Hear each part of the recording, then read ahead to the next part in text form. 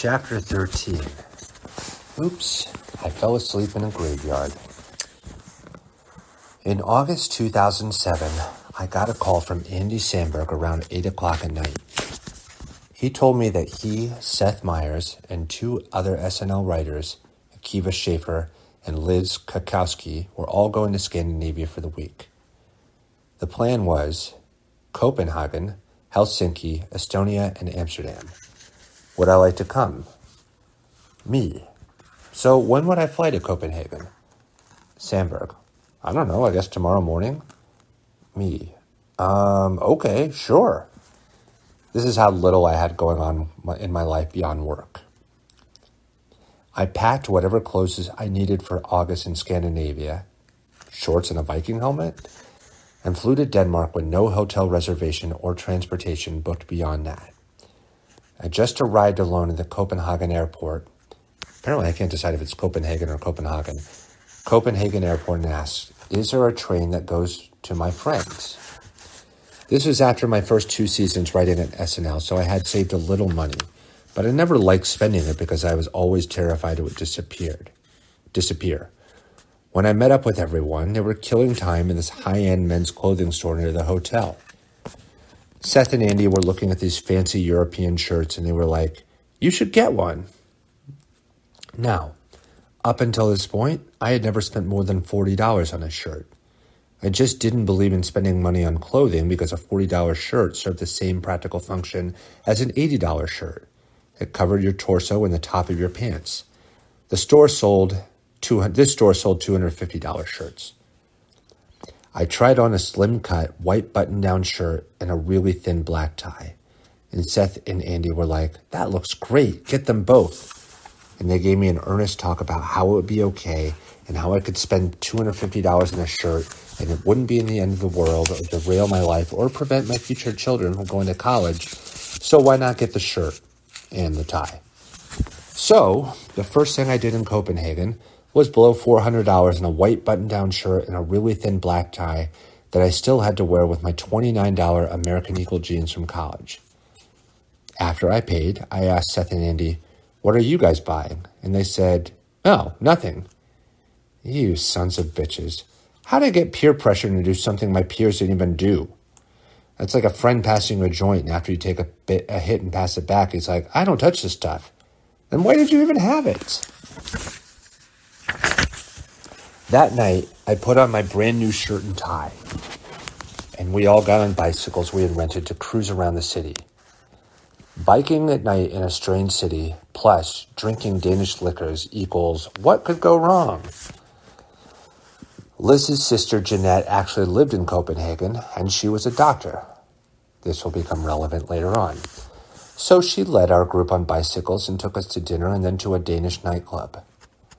On the way to the club, we were biking past a skate park with a huge quarter pipe for skateboarding tricks, and Seth said, watch this. He biked really fast toward the quarter pipe, and everyone was like, holy shit, Seth's gonna do it. Then right before the jump, he skidded to a halt, and everyone laughed because of course he wasn't really gonna do the jump on a Schwinn bicycle. That would be dumb. Then I was like, watch this. I started biking really fast toward the jump, unaware that A, everyone else had started biking away already, B, the jump was really steep, and C, bikes aren't the same as skateboards. I hit the jump at full speed, but instead of jumping, the bike clipped the top of the ramp and violently flipped me forward onto the concrete. I ripped open my $250 shirt and was now bleeding through my white shirt onto my $150 tie, which was too thin to use as a tourniquet. And the worst part was no one even saw it. I was just lying on the pavement waiting for my friends to be like, that was awesome. We never knew you were such a cool idiot. Instead, they were 2 blocks ahead, confused I had disappeared. Now, one thing you should know about me is that I hate disrupting a good time. So after I stood up and saw that I was bleeding, my first thought was, play it cool. I got back on my now dented bike and caught up to the group like nothing had happened. Oh, hey, guys. Wait, why are you bleeding, Colin? Oh, who knows? It might have been this ramp jump thing I did on my bicycle. Or maybe it's just that time in the month. Ha ha ha. Ow, my ribs. Maybe we should go back to the hotel. No. I'm totally fine. Let's definitely still go to the club and keep having fun. As mentioned earlier, classic foreshadowing, Liz's sister, Jeanette, is a doctor, and she offered to find a first aid kit at the club and bandage me up, which was very kind of her. So my first experience in a Danish nightclub was getting Sarah strips of my wound in the bathroom while we did shots of Gammeldansk, an even more disgusting version of Jägermeister, which was the closest thing they had to Advil. Once I was patched up, being a 24-year-old single man, my thoughts naturally shifted from, I'm bleeding in the bathroom of a club to, where the ladies at? I met a cute Danish girl at the bar, and we started talking and then dancing, and at some point we started making out. And I thought, maybe this $250 blood-soaked shirt was worth it after all. I said to her, you want to go back to my place? Now the question, you want to go back to my place, is a lot more complicated when A, it's not your place. It's a hotel room with 2 twin beds that you're sharing with your coworker, and B, the ride back to your place is on a bicycle. So she was like, yeah, let's do it. So about an hour after I was bleeding next to a skateboard ramp, I was back on my bicycle, and this time I was pedaling, standing up, while a Danish girl I just met was seated behind me, holding on for dear life. It was a full half-hour bike ride. By the time we arrived at my hotel, I could already sense her enthusiasm waning. Weird, right? I went to open the front door of the hotel, but it was locked, which I had never experienced at a hotel before. The Danish girl was like, are you sure this is your hotel? She's like, I'm 76% certain. I noticed a sign that said, after hours, ring bell for doorman. So I rang the bell. And rang it again. And again. You know how they say that every time a bell rings, an angel gets its wings? Well, every time my hotel doorbell rang, I got further away from having sex. Finally, after what was probably 10 minutes but felt like 2 weeks, we heard a loud flush, and the doorman walked out of the lobby bathroom with a newspaper under his arm and unlocked the front door. And that was pretty much the icing on the cake mood-wise. The Danish girl had understandably lost interest in anything remotely romantic, so I said, should we go back to the club? I can tell you, the second half-hour-long bike ride felt a lot slower than the first half-hour-long bike ride, when sex was still a possibility. By the time we arrived, I was exhausted and stone-cold sober. We said goodnight, and I went back in the club and found all my friends still drinking and dancing. So I figured, I better start drinking and dancing again too. And still being a 24-year-old single man, my thoughts once again shifted from, why did I just bike an hour to and from my hotel with a random Danish girl to, where the ladies at?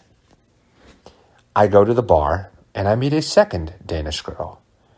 And I usually have no game whatsoever, but this bloody, wow, he must have gotten injured in a bar fight or some non-bicycle related incident, sure, it was giving me irrational confidence.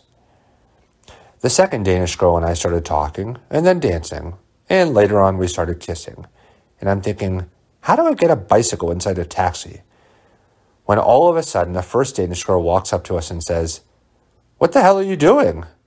And I said, oh, hey, sorry, I thought you went home and didn't want anything to do with me. And she says, what's wrong with you? That's my sister. So, yeah, that was Copenhagen. Our next stop was Helsinki, Finland. And the real reason we chose Helsinki, beyond their boulevards made for strolling and the fact that they eat reindeer, was that Seth was running the Helsinki Marathon, which I wasn't even aware of until he casually mentioned it on the flight from Denmark. Like, oh, and while we're in Finland, I'm going to run a full 26.2-mile marathon just for fun. Clearly, he and I have different ideas for fun. The day after the marathon, the plan was to take a ferry to Estonia, where Seth could celebrate with a traditional Estonian feast of sauerkraut, jellied meat, and blood sausage. But you know what they say.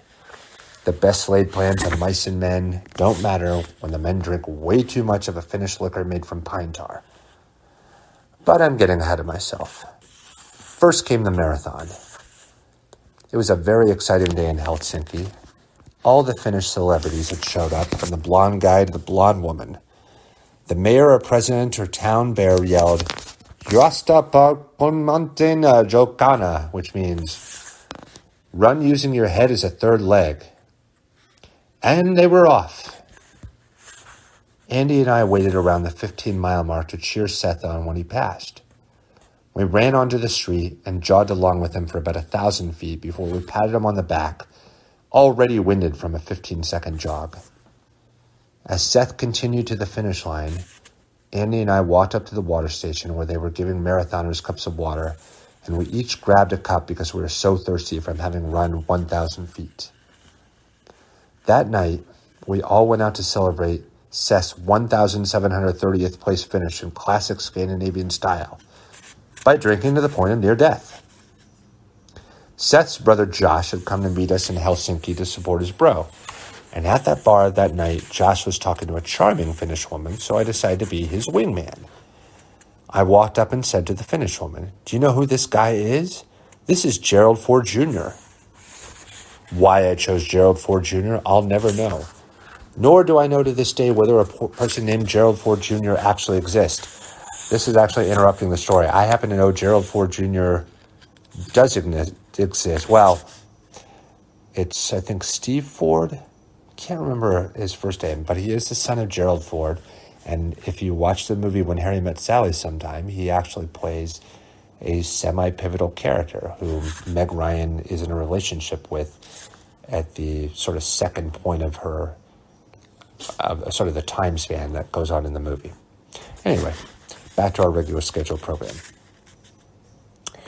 In that moment, I was absolutely sure that telling this Finnish woman that she is talking to Gerald Ford Jr. would steal the deal for Seth's brother, who, by the way, I found out later had no interest in pursuing this woman. It had the opposite effect. She actually believed that he was Gerald Ford Jr., and she proceeded to launch into an angry diatribe against the state of American politics, which she somehow blamed entirely on Gerald Ford Jr. Her. "How dare you invade Iraq?" Josh. "I'm not Gerald Ford Jr." Her. "Your arrogance and Ford policy is a disgrace to Western civilization." Josh. "I'm not Gerald Ford Jr." Her. "How do you sleep at night?" Josh. "In a bed that does not belong to Gerald Ford Jr." This continued for quite some time. As usual, I accepted full responsibility for the trouble I had caused by tiptoeing away and Irish exiting from the Finnish bar so I could stop drinking. I do this a lot for self-preservation. I didn't tell anyone I was leaving. I just wandered off alone and decided to walk all the way back to the hotel at 2 a.m. through a city I'd never been to before with street signs in a language I couldn't read. Then about halfway to the hotel, I got real sleepy. And I'm the kind of person who, once he gets sleepy, cannot stop himself from falling asleep on whatever surface or food is next to me. I've twice fallen asleep cradling a tray of buffalo wings like a body pillow. And during my first year as a writer at SNL, I went out with the cast to a diner at 7 a.m. after the after party, and fell asleep at the table with my face on a hamburger, earning me the nickname Burger Jost. So I started looking around for a viable quote-unquote mattress and saw a nearby park with grass that seemed ideal for a 2 a.m. nap. I lay down in the park with my jacket as a pillow and fell asleep to the distant, soothing sounds of Finns throwing up brambleberry schnapps.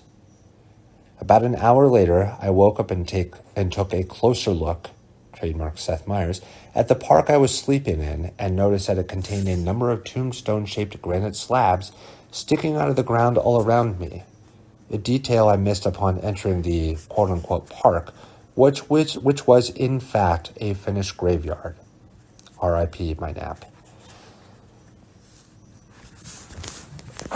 Pardon me. I reacted to this newfound information with classic Colin Jost grace by running full speed out of the graveyard while slapping myself as though I were covered in spiders, because that's how you chase ghosts away. I ran the rest of the way to the hotel, went up to Josh's room and knocked on the door. He opened it and I said, "You've got to help me. I was just asleep in a graveyard for 6 hours." Again, why I thought I had slept there for 6 hours, I will never know. But Josh, expertly sensing that I was still in Gerald Ford Jr. mode, let me into his room and spent the next 5 minutes lovingly building me a bed on the floor using pillows and blankets from his own bed. I then proceeded to fall asleep on the bare floor next to the bed he had built for me. In the morning, I was awoken by Seth, who shook me by the shoulder and said, "Are you ready to take a boat to Estonia?" That's when he saw that my skin was green and quickly realized we were not getting on a boat to Estonia. We were getting on a much later flight to Amsterdam, where I would spend the next 3 days lying in a bed in a feverish semi-coma while Seth and Andy hung out with friends from the Boom Chicago theater trip, which Seth had performed in after college. They asked Seth, "What's with your other friend who stays in bed all day shivering and throwing up?" And Seth said, "Oh, that's Colin. His body's been taken over by Finnish Ghost."